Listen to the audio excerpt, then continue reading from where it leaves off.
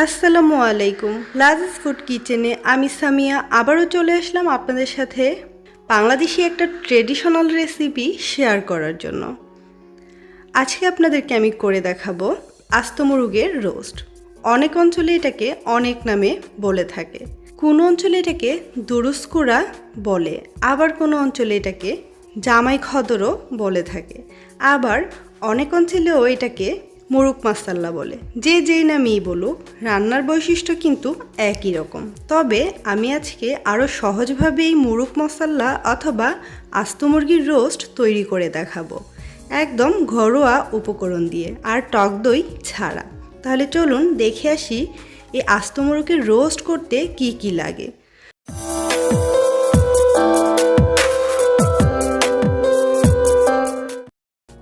তো প্রথমে আমি দুইটা মশলা তৈরি করে নিব। তার জন্য একটা বাটিতে নিয়ে নিলাম 4-5টা কিশমিশ, সাথে দিয়ে দিলাম 1.5 চা চামচ পোস্তদানা, আর দিয়ে দিব 5-6টা কাঠবাদাম। এগুলোকে আমি পেস্ট করে নিব। অবশ্যই পেস্ট করার আগে এই কাঠবাদামের উপরের খোসাটাকে ছাড়িয়ে নিব।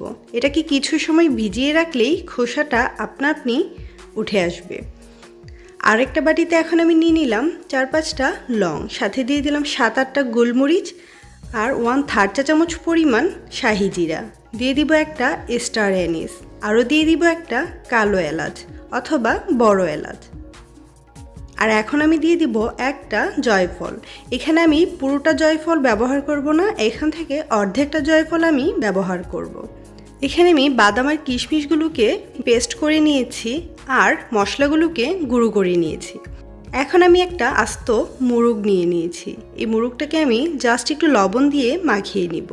আর এটা সেটিং করা খুবই সহজ। আমি খুব সহজভাবে এটাকে একটু সেটিং করে নিয়েছি। জাস্ট পা দুটোকে একসাথে করে সুতা দিয়ে একটু বেঁধে নিয়েছি। এরকম করে নিলেই হবে, আর এটাই হচ্ছে সবচেয়ে সহজ পদ্ধতি। এখন আমি এই আস্ত মুরগটাকে একটু ভেজে নিব।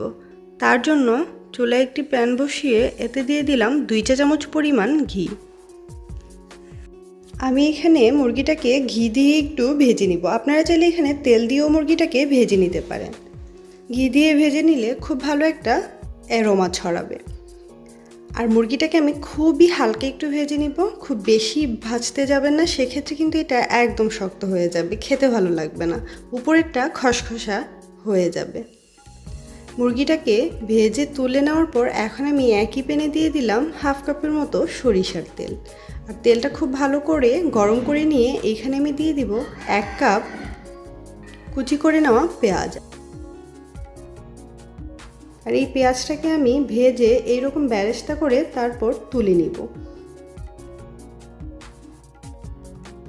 আর কিছুটা বেরেস্তা এখানে রেখে দিয়েছি, আর সাথে দিয়ে দিলাম আরও কিছুটা কুচি করে নেওয়া পেঁয়াজ। আর এখন এতে দিয়ে দিব এলাচ, দারচিনি আর তেজপাতা। এগুলো দিয়েও কিছুটা সময় পেঁয়াজটাকে ভেজে নিব। এইখানে পেঁয়াজটাকে একদম লাল করে ভেজে নিতে হবে না, সামান্য একটু ভেজে নিলেই হবে। সামান্য একটু ভেজে নেওয়ার পর এখন আমি এতে দিয়ে দিব 1 টেবিল চামচ আদা বাটা আর 1 টেবিল চামচ রসুন বাটা। এই আদা রসুনটাকে এই পেঁয়াজের সঙ্গে খুব ভালো করে নেড়েচেড়ে মিশিয়ে 1-2 মিনিট ভেজে নেব, যেন মশলার কাঁচা গন্ধটা চলে যায়। 1-2 মিনিট ভেজে নেওয়ার পর এখানে আমি দিয়ে দিব 1/2 কাপ পেঁয়াজ বাটা। এই পেঁয়াজ বাটাটাকেও আমি মশলার সঙ্গে খুব ভালো করে মিশিয়ে নিব। খুব ভালো করে মিশিয়ে নেওয়ার পর আমি এখানে দিয়ে দিব সামান্য একটু পানি।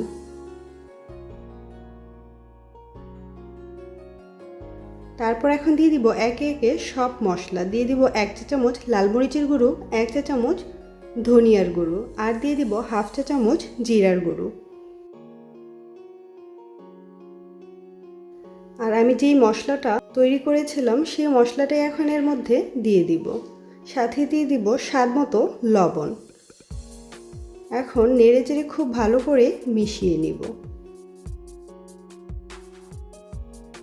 খুব ভালো করে মিশিয়ে নিয়ে এখন আমি এতে দিয়ে দিব সামান্য একটু দুধ। আপনারা চাইলে এখানে আবার পানিও দিতে পারেন। দুধটা দিয়ে ভালো করে মিশিয়ে নিয়ে এখন আমি বাদাম আর কিশমিশের যে পেস্ট তৈরি করেছিলাম সেই পেস্টটাই এখন এর মধ্যে দিয়ে দিব। সাথে দিয়ে দিব 1 চা চামচ টমেটো কেচাপ। সব কিছুকে খুব ভালো করে মিশিয়ে নিতে হবে।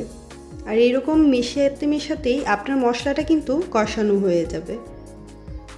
খুব ভালো একটা ফ্লেভারের জন্য দিয়ে দিলাম 2টো কাঁচামরিচ আর সামান্য কিছুটা পেঁয়াজ বেরেস্তা। সবগুলোকে খুব ভালো করে মিশিয়ে নিয়ে এখন আমি এর মধ্যে দিয়ে দিব ভেজে নেওয়া আস্ত মুরগিটা দিয়ে মশলাটাকে মুরগির গায়ে খুব ভালো করে লাগিয়ে নিব। খুব ভালো করে লাগিয়ে নিয়ে এটাকে ঢাকনা দিয়ে ঢেকে দিব আর 5 মিনিট কষিয়ে নিব। এই 5 মিনিটের মধ্যে 2-1 বার অবশ্যই নেড়ে দিবেন, না হলে নিচে লেগে যেতে পারে। তো 5 মিনিট খুব ভালো করে কষিয়ে নিয়েছি। কষিয়ে নিতেই মশলাটা কিন্তু একদম শুকিয়ে গিয়েছে। এ পর্যায়ে এখন আমি দিয়ে দিব 1 কাপের মতো গরুর দুধ। এই দুধটা দেওয়ার পর মুরগিটাকে আমি আরও 5 মিনিট রান্না করে নেব। লো ফ্লেমে রেখে অবশ্যই মুরগিটা রান্না করবেন। এভাবেই ঢাকনা দিয়ে আরও 5 মিনিট মুরগিটাকে আমি রান্না করব আর মাঝখানে 2-1 বার অবশ্যই নেড়ে চেড়ে দিব। আর এ পর্যায়ে আমি দিয়ে দিব 4-5টা কিশমিশ, সাথে দিয়ে দিব পেঁয়াজ বেরেস্তা। যেই পেঁয়াজগুলো আমি বেরেস্তা করে রেখেছিলাম সেই পেঁয়াজের বেরেস্তাগুলোই হাত দিয়ে একটু ভেঙে এখন এর মধ্যে দিয়ে দিব। দিয়ে খুব ভালো করে মিশিয়ে নিব। এভাবে এটাকে আমি ঢাকনা দিয়ে রান্না করব যতক্ষণ না ঝোলটা খুব ভালো মতো ঘন হয়ে আসছে। রান্না হয়ে গিয়েছে আর লাস্ট পর্যায়ে আমি কিছুটা কেওড়া জল দিয়ে দিব খুব ভালো একটা ফ্লেভারের জন্য। কেওড়া জলটা দিয়ে খুব ভালো করে নেড়েচেড়ে মিশিয়ে নিলেই রান্না হয়ে যাবে আমার আস্ত মুরগির রোস্ট। তো এখন চুলা থেকে এটাকে আমি নামিয়ে নিয়েছি। আর আস্ত মুরগির রোস্ট মানেই একটা সুন্দর ডিশ, তার জন্য আমি একটা ডিশ সাজিয়ে নিচ্ছি।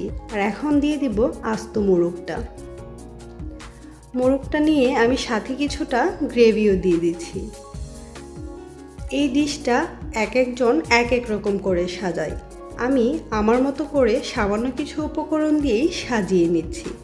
আপনারা আপনাদের মন মতো কিন্তু ডিশটাকে সাজিয়ে নিতে পারবেন। তো এই তো রেডি হয়ে গেল আস্ত মুরগির রোস্ট। তো দেখতেই পেলেন খুব সহজভাবে কিভাবে টক দইয়ের ঝামেলা ছাড়াই এই আস্ত মুরগির রোস্ট খুব মজা করে তৈরি করা যায়। এটা কিন্তু খুবই মজার। এভাবে একবার অবশ্যই বাসায় ট্রাই করে দেখবেন। আশা করছি আপনাদের অনেক বেশি ভালো লাগবে।